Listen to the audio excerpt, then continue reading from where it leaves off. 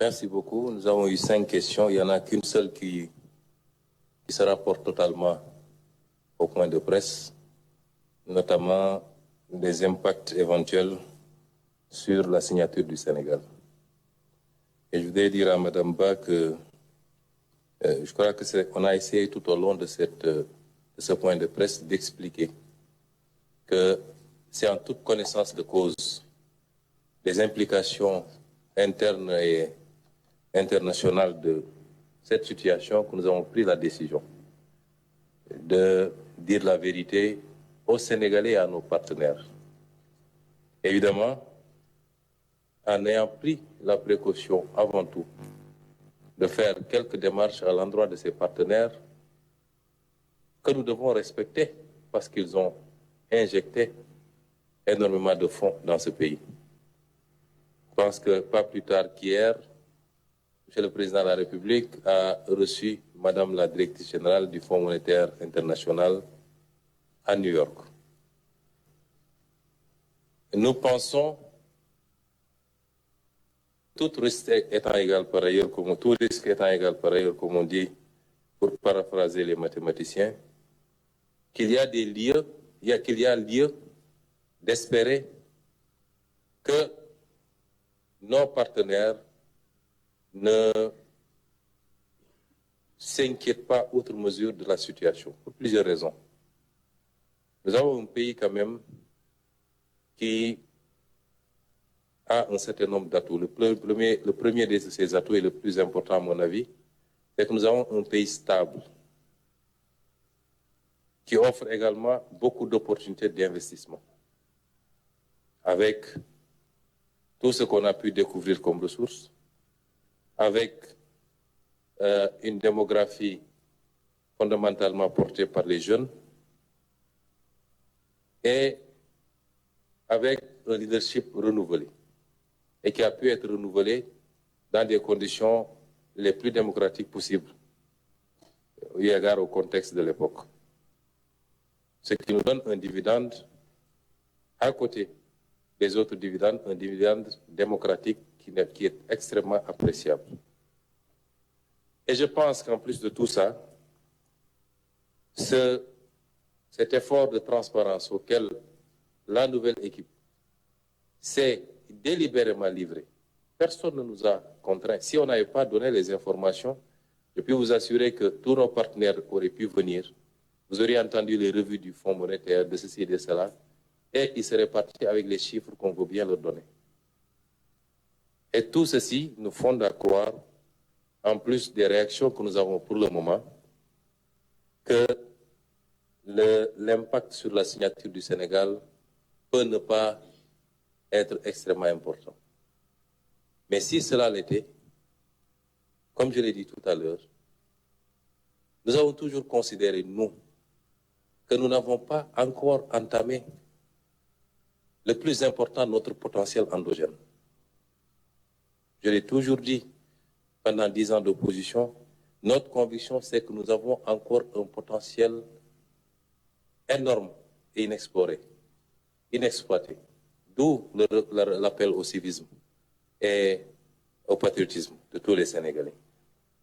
Nous ne devons pas attendre que la solution vienne de l'extérieur. Elle viendra avant tout, principalement et d'abord de nous. Et c'est cela, justement, qui va rassurer nos partenaires. Et toutes les réformes que nous allons initier, qui ont été annoncées par les deux ministres, iront dans ce sens-là. Il nous faut faire des réformes fiscales tendant à élargir l'assiette sans pour autant augmenter la pression fiscale. Et même certainement en diminuant les taux d'imposition. Mais ce qui va le combler, c'est la participation plus ou moins volontaire de tous les Sénégalais à l'effort de contribution. Nous allons vers beaucoup d'autres mesures de ce sens, indépendamment des mesures de rationalisation qui ont été annoncées sur les subventions, sur le train de vie de l'État et sur beaucoup d'autres aspects. Et c'est pourquoi, sans écarter ce risque, nous demeurons convaincus qu'il peut être maîtrisé et que nous avons une occasion unique Cette situation doit constituer plus une opportunité que le chaos. Ça doit être le déclic que nous attendions et qui nous permettrait d'établir un nouveau rapport entre les dirigeants et le peuple, un nouveau rapport entre les dirigeants et leurs partenaires également. Et c'est pourquoi je ne me fais pas énormément de soucis. Peut-être que je suis un optimiste béat, mais ma conviction, c'est que si le peuple a décrypté le message, et ce ne sera pas seulement à travers cette conférence de presse, c'est un travail permanent qui sera initié à partir de maintenant de communication pour que le peuple comprenne. Pour les autres aspects, je crois qu'ils peuvent avoir un tout petit peu de lien avec le point de presse, mais nous ne voulons pas que la situation extrêmement grave que nous venons de présenter soit diluée dans des aspects qui nous semblent moins importants.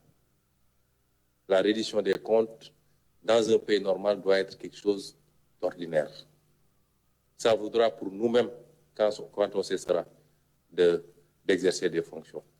Ça ne doit pas faire l'objet de débat. Et le ministre l'a dit, nous le ferons en respectant. Et c'est pourquoi certains disent que c'est lent, c'est pas lent.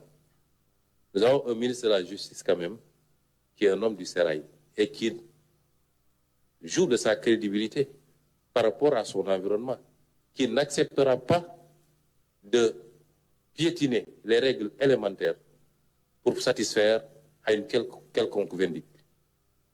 Ça ne se passera jamais comme ça. Et nous ne sommes pas dans cette logique. Nous ne sommes pas là pour nous venger de X ou Y. Ça ne nous intéresse pas. Ce qui nous intéresse, c'est tout ce qui a trait à la gestion de la chose publique. Point. Tel nous a insultés, tel nous a... Ça ne nous intéresse pas. Et le peuple sénégalais, comme tous les peuples de ce monde, exige de ceux à qui ils ont eu à confier des responsabilités qu'à un moment donné, ils rendent compte. Ça ne doit pas faire l'objet de tous ces débats. Maintenant, de quoi est-ce que les gens ont peur? Qu'est-ce qu'ils ont fait? L'histoire nous le prouvera, mais dans le respect strict des règles du droit, et le ministre va compléter sur ce que je viens de dire.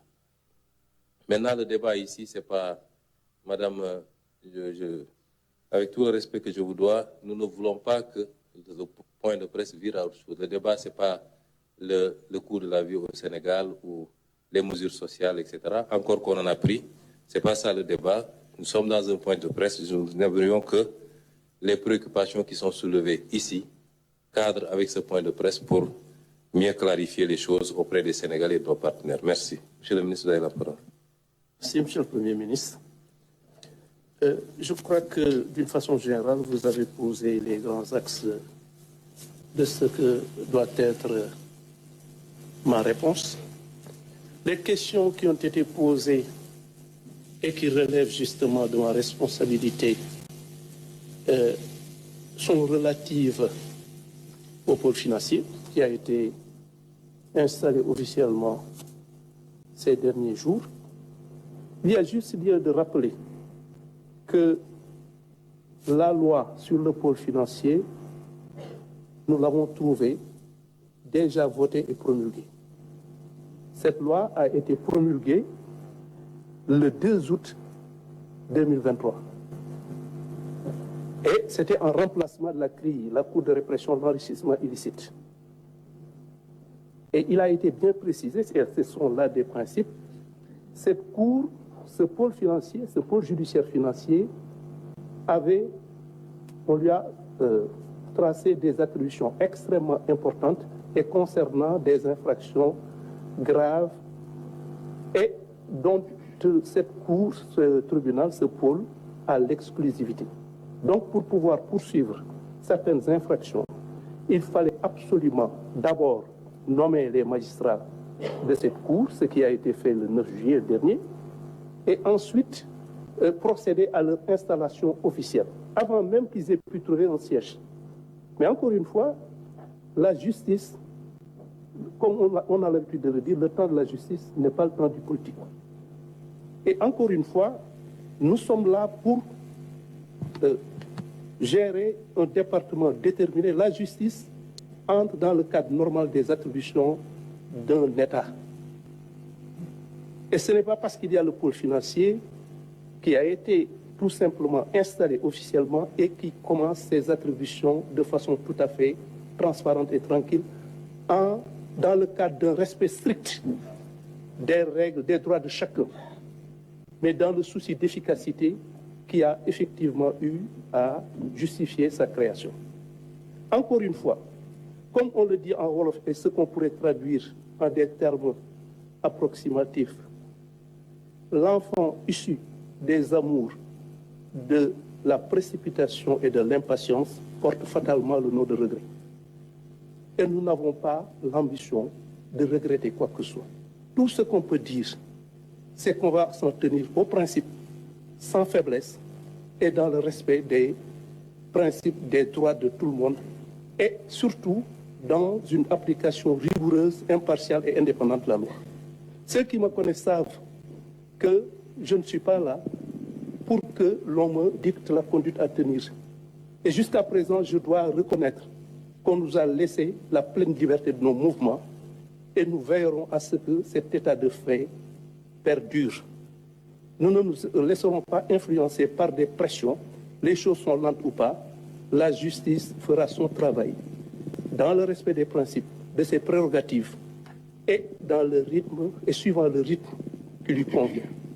C'était juste ce que j'avais à dire. Je vous remercie, Monsieur le Premier ministre. Merci, Monsieur le ministre de l'Économie. Je remercie Monsieur le Premier ministre. Je voulais ajouter